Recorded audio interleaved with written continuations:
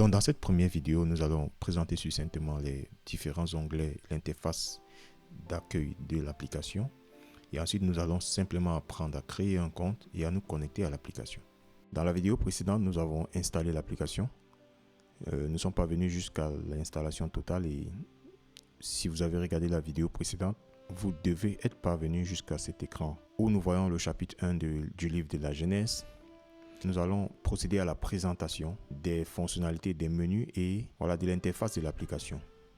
Donc, lorsque vous avez votre application affichée de la sorte, déjà, je veux préciser une chose très importante, c'est qu'il se peut que vous n'ayez pas exactement cet affichage. Si vous avez une version antérieure d'Android ou iOS, il se peut que vous n'ayez pas la dernière mise à jour de l'application BibleStrong. Et dans ce cas, vous n'aurez pas les onglets exactement en bas comme chez moi. Mais si vous n'avez pas ce problème et que votre affichage est comme le mien, nous pouvons y aller. De toute façon, la différence n'est pas très grande dans la pratique. Vous allez voir que c'est juste une question d'ergonomie et de facilitation de passage entre les onglets. Donc, ce que vous voyez en bas, en fait, c'est 4 onglets.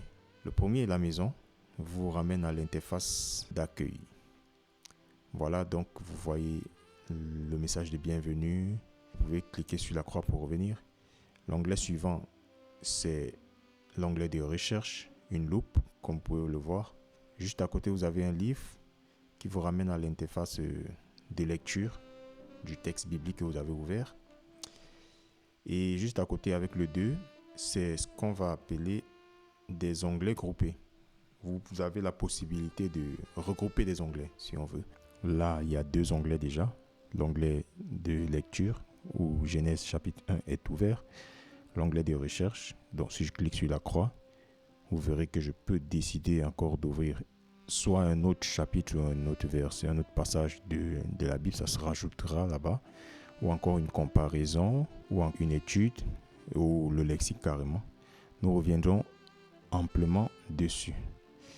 Voilà, maintenant, les 3 points alignés à l'extrême droite en bas nous ouvrent une page de menu où nous pouvons avoir le lexique, dictionnaire, Bible, thématique, nav. Voilà, nous reviendrons sur chacun de ces menus point par point. Donc, il était question juste de vous présenter déjà les onglets. Venons donc au premier onglet, celui de l'accueil, la maison. C'est ici que tout commence et je vous recommande vivement de ne pas sauter cette étape. On vous souhaite la bienvenue et ensuite, je me connecte. Certaines personnes utilisent l'application et ignorent cette étape. Vous allez vous rendre compte que vous avez tort de le faire. Tout à l'heure, moi je vais cliquer, je vais me connecter.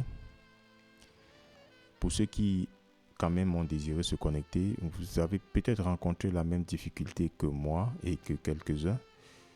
C'est qu'en rédigeant notre adresse mail manuellement, dans la case où c'est prévu pour cela, et le mot de passe, difficilement c'est passé, difficilement ça a validé.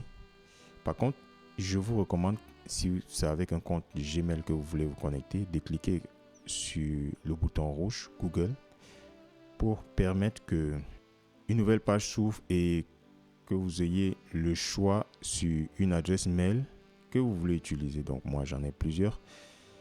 Je vais utiliser l'adresse mail. Donc je vais saisir mon mot de passe. Voilà. Précédemment, notre affichage était celui-là. Dans ce passage de Genèse 1, verset 1. Et comme je le disais, je parlais de l'avantage d'avoir un compte. L'affichage précédent était natif, était celui par défaut, je veux dire. Tout en blanc et tous ces paramètres que vous voyez avec historique, notes, tout ceci, c'est ce qui est apparu après que j'ai rentré mon compte. Donc, des notes, des choses que j'avais déjà faites sur l'application sont simplement revenues. Donc, c'est ça l'un des avantages d'avoir un compte. Et ceci est d'autant plus intéressant que ce n'est pas forcément des choses que j'ai commencé sur ce téléphone où était installée l'application. Dans la prochaine vidéo, nous allons aborder chaque menu et chaque onglet avec toutes les fonctionnalités qu'elle regorge. Je vous encourage à vous abonner et à activer la cloche de notification afin que vous soyez informés pour chaque vidéo que je posterai. À bientôt. Shalom.